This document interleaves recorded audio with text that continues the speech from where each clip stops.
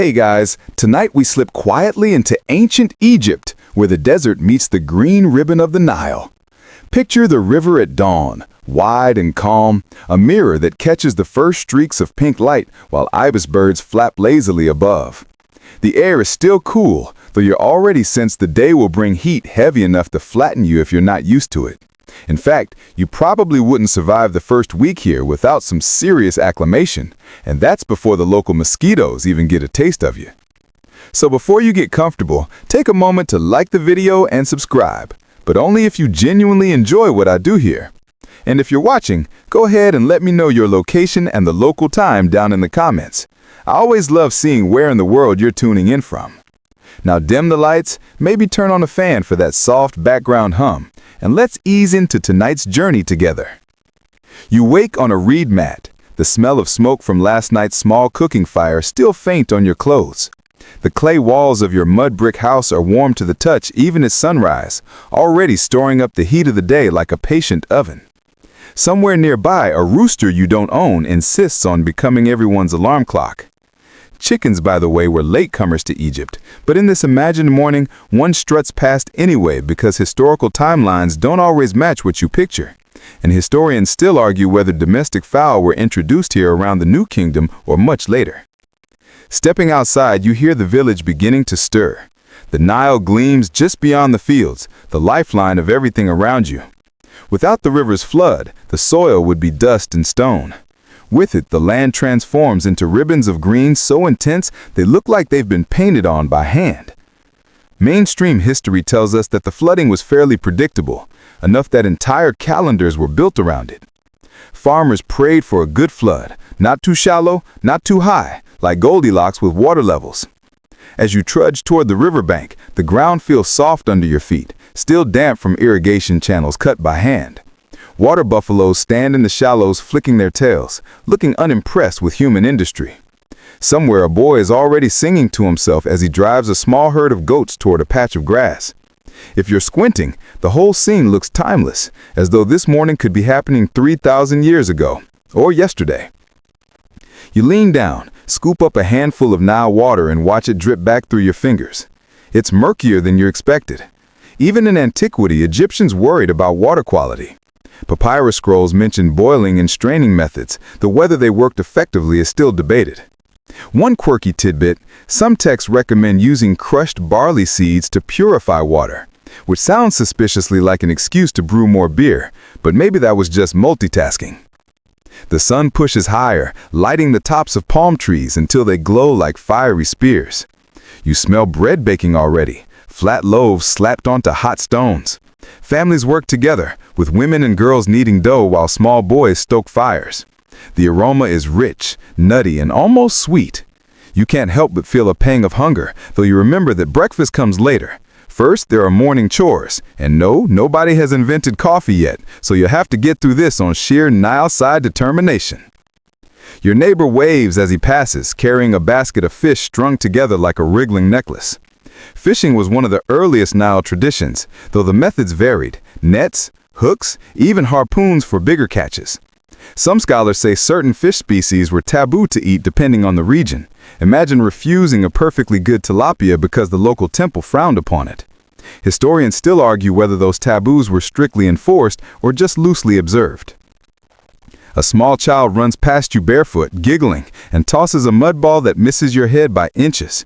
You realize sandals would have been a good idea, but shoes were optional luxuries for most villagers.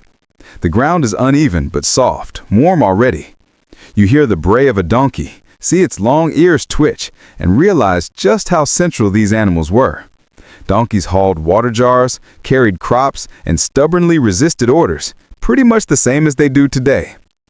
As the day begins, you sense the rhythm of life falling into place. Chores, meals, prayers, gossip, and endless work tied to the land. It's not glamorous, not filled with golden treasures or dramatic hieroglyphic epics, but it's life as most Egyptians knew it. Simple, repetitive, sometimes backbreaking, and yet strangely soothing, because everything has its cycle, as reliable as the river itself. You take one last look at the shimmering Nile. It seems calm now, but you know its mood shift. gentle floods, violent surges, and years of drought that could make entire villages vanish. For this moment, though, it's a mirror to the rising sun, whispering the start of another day that looks so ordinary and yet carries the weight of millennia in its ripples. You shuffle back from the riverbank, stomach growling a little because it's finally time for breakfast. Now, don't expect scrambled eggs, pancakes, or a cinnamon latte here. Ancient Egyptian mornings are built on bread and beer. That's it. The so-called breakfast of champions. The bread is dense, coarse, and speckled with bits of chaff and grit that have sneaked in during the grinding of grain. The stones used to crush emmer wheat leave tiny fragments behind, so when you chew, it's a little like biting into a deliciously flavored sandpaper. Archaeologists studying mummies often find worn-down teeth, ground almost flat from decades of eating this crunchy delight. On the bright side, you won't need to floss tonight. Next comes the beer. Forget the frothy, golden drink you picture from your local pub. Egyptian beer is more like a thick, sweet, porridge-ish liquid. Sometimes it's chunky enough that you'd almost need a spoon. But in a land with a blazing sun and limited clean water, this murky brew is safe, filling, and, most importantly, mildly intoxicating. Perfect for taking the edge off another day in the fields. Historians still argue whether it was nutritious enough to count as a meal on its own, or if that's just wishful thinking from ancient farmers who didn't want to cook more food. The process of brewing involves baking a batch of half-cooked bread, crumbling it into vats, mixing with water, and letting it all bubble into a tangy concoction. Some batches even have dates or honey added, making them sweeter. You take a sip, feel the faint fizz, and imagine villagers clinking clay mugs together, mumbling something like cheers, though they probably didn't use that exact word. It's a surprisingly communal moment. As you sit cross-legged with a group, tearing hunks of bread and dipping them in a smear of beans or onions, you notice how central food is to daily rituals. Sharing is survival. Without the collective storage of grain in silos, carefully counted and taxed, of course, famine would strike far more often. One mainstream fact you might not realize, bakers often work directly for temples or estates, their production tied to religious offerings as much as to family tables. And yet, quirks abound. Records mention workers being paid in bread and beer rations. Imagine doing a full day of stone hauling and getting handed 5 loaves and 2 jugs at the end. Forget direct deposits or checks. Your paycheck is literally dinner. Sometimes the beer allotment was so generous, you wonder how anyone got anything done.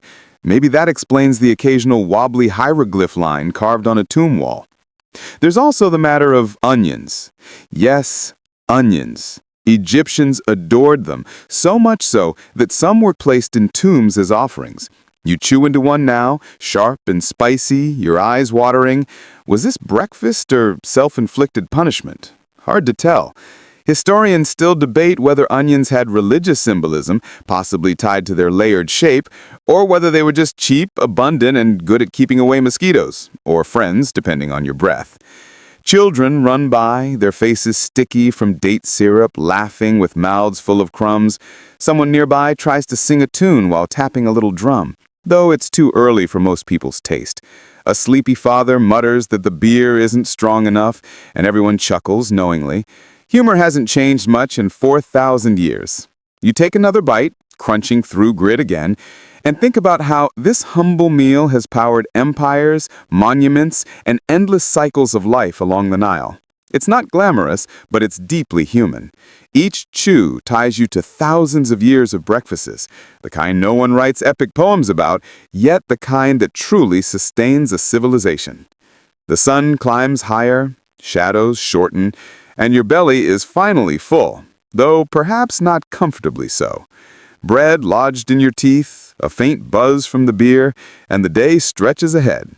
Time to stand, stretch, and wonder what scratchy outfit you're about to wear into this long, hot morning. Your belly is full, your head is pleasantly fuzzy from that thick beer, and now comes the moment of deciding what to wear. Spoiler, it won't be complicated. Ancient Egyptian wardrobes are not exactly bursting with options. Still, you tug at a folded length of linen and prepare yourself for the scratchy embrace of history's most practical fabric. Linen, spun from flax plants, rules every closet. Cotton and silk are still centuries away from strutting your stuff here. The threads are pale, almost white, and when freshly woven, they gleam faintly in the sun. But don't get too romantic about it. Most people's tunics are coarse, stiff, and about as comfortable as wearing a bed sheet that's been washed with gravel. Richer folk might enjoy softer, finely pleated linen that ripples elegantly when they move, while you, humble villager, wrestle with a fabric that feels like it's exfoliating your skin with every step. The mainstream fact is that Egyptians wore linen not only because it kept them cool, but also because they believed wool was ritually unclean. Wool might keep you warm, but in this climate, it just wasn't worth the sweat. So you wrap the garment around you, tie it with a simple belt, and try not to scratch. Historians still argue whether everyone pleated their clothes at home or if that delicate accordion style was reserved for the upper classes with servants who had the patience of saints. And here comes the fun part: accessories. You don't leave the house without a charm or two because protection from bad luck is always in fashion. Maybe you slip on an amulet in the shape of the Eye of Horus, a tiny phaon bead strung on cord, believed to ward off illness and envy. Or perhaps a scarab beetle, carved from green stone, because who doesn't want a good luck bug hanging around their neck? Some folks even carried little figures of Bes, the short, squat, grinning household god, who was basically the ancient Egyptian version of a protective garden gnome. Quirky, yes, but effective, or at least reassuring. Children are smeared with protective ointments too, sometimes thick layers of oil and resins that glisten in the sunlight. One neighbor pats a squirming toddler coated like a roast chicken, muttering blessings under her breath. You've heard odd remedies about mixing crocodile dung with oil to keep away both sunburn and evil spirits. Maybe it works, maybe it just makes you unpopular at parties. Historians still argue whether crocodile dung sunscreen was widely practiced or just an outlandish recipe noted in a single medical scroll. Either way, you make a mental note to stick to shade. You glance at your reflection in a pot of water. Linen tunic, slightly uneven, amulet hanging awkwardly, hair cropped short. Hairstyles, by the way, are a big deal. Men and women often shaved their heads to escape lice and heat, then wore wigs on special occasions. These wigs could be elaborate, braided with beads, or sometimes just practical and short. You run your hand across your own sweaty scalp and decide you're grateful no one expects you to maintain glossy wig hair while herding goats. Makeup is another layer of the morning ritual, though not just for glamour. You rub a little black coal under your eyes, and instantly you feel both fabulous and shielded from the glare of the sun. Scientists have found that the lead-based compounds in Egyptian cosmetics may have helped prevent eye infections too. So yes, your eyeliner is medicinal. Somewhere an ancient scribe is rolling his eyes at modern beauty influencers, muttering, "He did smoky eye first." As you adjust your belt and sling a satchel over your shoulder, you realize you look remarkably similar to almost everyone else in the village. Fashion here isn't about standing out, but blending into the steady rhythm of the community. That being said, you can still imagine wealthier neighbors swanning by in pleated linen gowns, gold jewelry glittering, and perfumed cones of wax melting slowly atop their heads, releasing fragrance as they walked. Try not to stare. It's hard to look glamorous when you still got crumbs of gritty bread in your teeth. One last check. Amulet in place, eyeliner sharp, tunic only slightly itchy. You're ready. The sun has risen higher, the hum of insects fills the air, and farmers are already calling to one another across the fields. With breakfast settled and your outfit secured, it's time to head out and join the endless work waiting beneath the blazing Egyptian sky. By the time you peel yourself away from the heat of the fields, your skin feels tight from the sun, and you're grateful for the sudden coolness that comes when you step under the massive stone shadows of a temple. The shift is instant. Outside, brightness and sweat. Inside, gloom and a hush so heavy you almost feel guilty for breathing too loudly.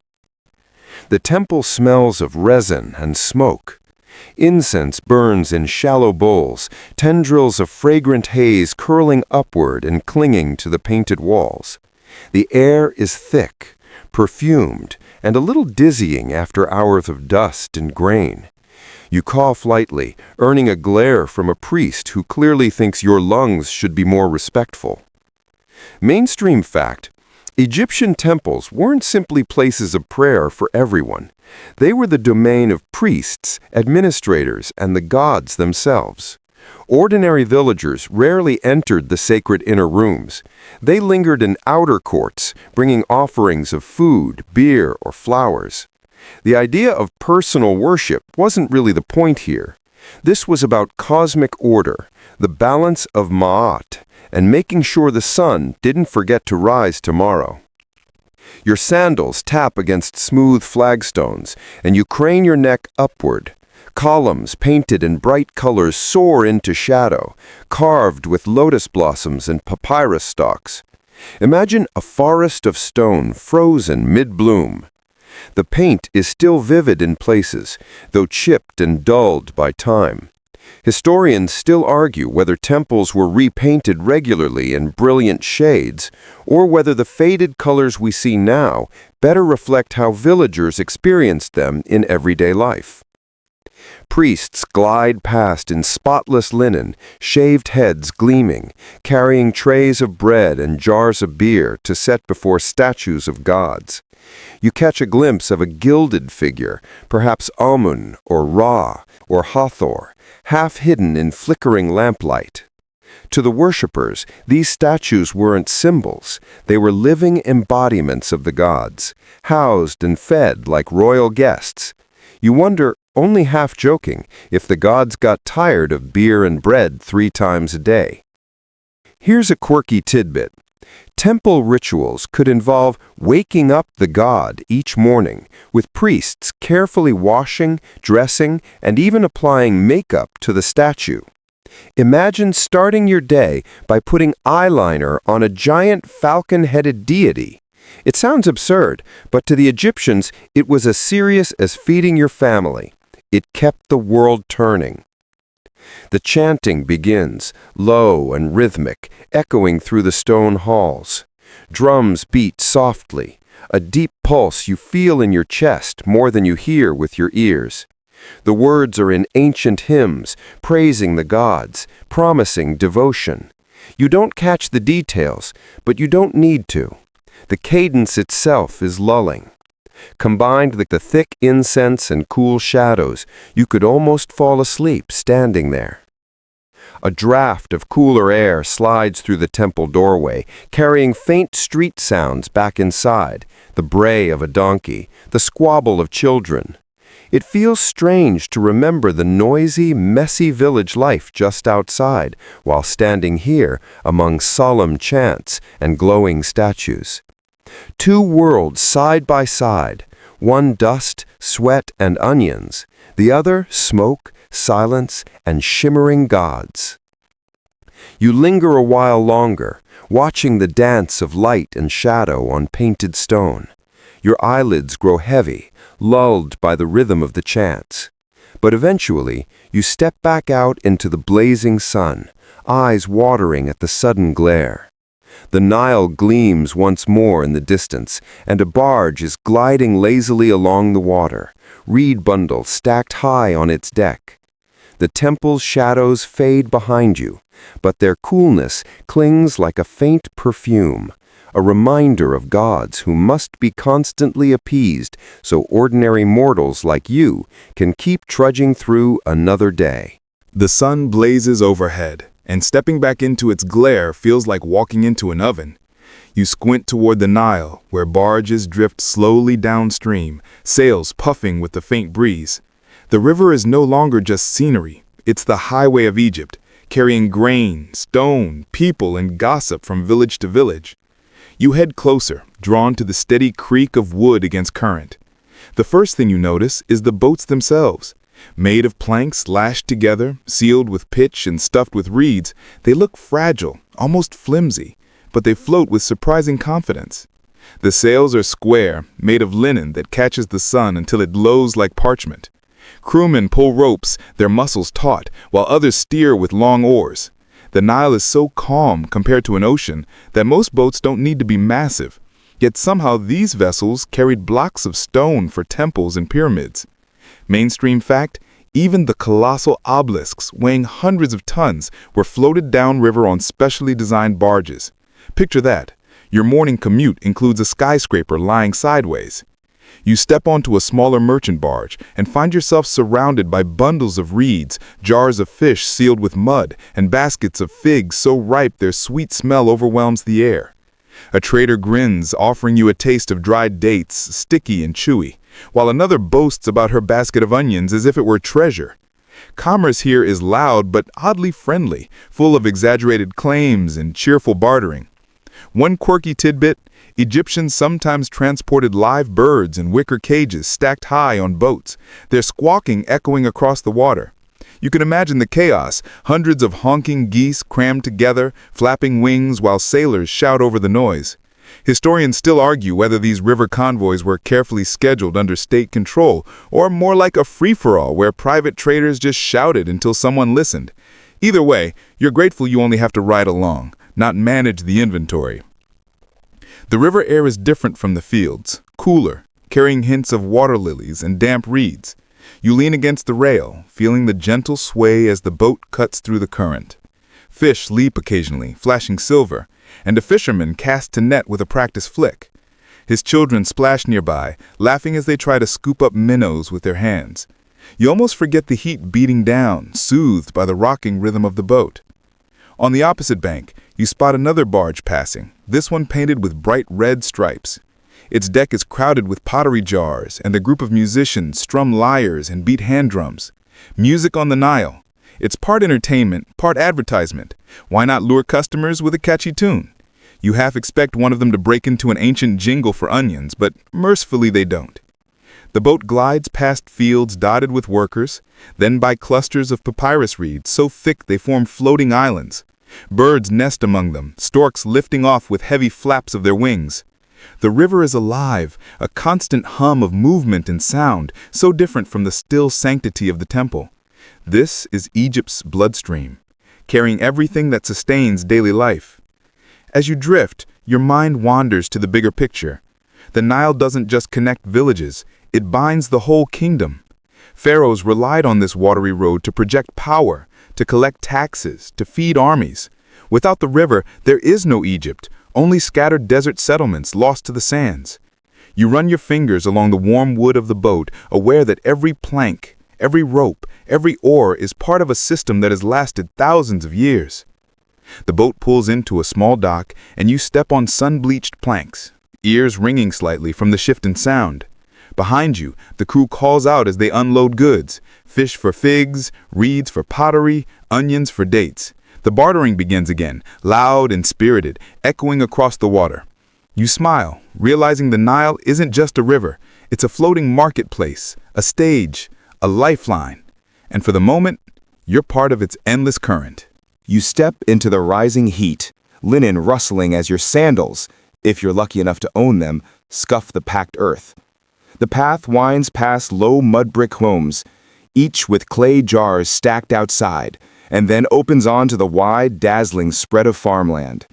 The Nile's gift lies before you, flat and fertile, a green carpet stitched with channels of irrigation water. This is where most Egyptians spend their waking hours, bent, sunburnt, and patient, coaxing crops from the soil. A farmer waves you over, gesturing toward a pair of oxen tethered to a wooden plow. The animals grunt and shuffle, their hooves sinking into damp ground as the blade cuts a shallow trench. It's not glamorous, but it works. And it's one of those mainstream facts. Egyptian agriculture was so efficient that it produced enough surplus grain to feed laborers, priests, and even entire armies. Without these endless hours in the fields, there would be no pyramids, no temples, no golden treasures. Just a lot of very hungry people staring at an empty horizon. The sun climbs quickly, harsh and unrelenting, reflecting off the wet soil until it feels like you're standing inside a baking oven. Sweat trickles down your temple, and you think longingly of shade. Workers sing as they labor, a rhythmic chant meant to synchronize movements. Their voices rise and fall like the river itself, steady and hypnotic. You try humming along, but you're off beat.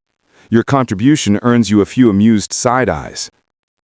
Children dart between rows, chasing after frogs startled from their hiding spots. One boy shows you a small net woven from reeds, proudly declaring he'll catch fish for supper. You nod, though secretly you're wondering if you'd rather stick to bread. Frogs, fish, grain, it's all tied to the river, and the rhythm of flood and harvest keeps everyone's lives locked in its tide. And here's a quirky tidbit. Egyptian farmers sometimes trained baboons to help harvest figs. Yes, baboons. Imagine trying to manage a troop of furry coworkers who are just as likely to eat the produce as they are to hand it over. Whether this was a widespread practice or just a weird anecdote recorded once, historians still argue. But now you can't shake the image of monkeys running a fig farm with questionable efficiency. Back in the field, the plow moves slowly, carving its furrows as men toss seed into the damp earth. Women follow, pressing the grain lightly into place with their toes, rhythmic and careful. Everyone works together because the Nile's generosity has to be seized quickly. Miss the window and you risk losing a year's food supply.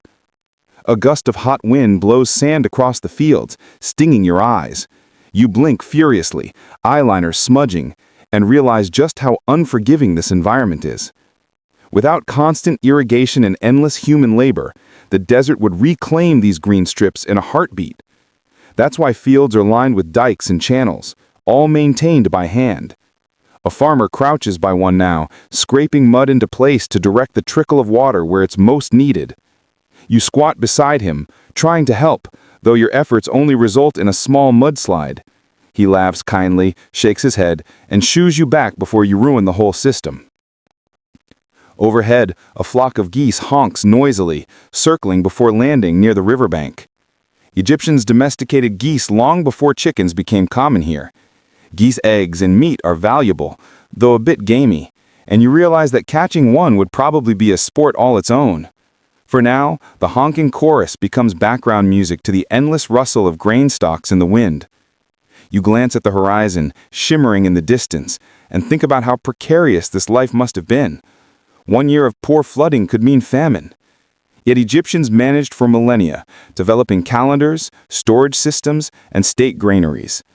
Historians still argue whether ordinary villagers truly trusted the pharaoh to intercede with the gods for good floods, or if most people simply relied on their own stubborn luck.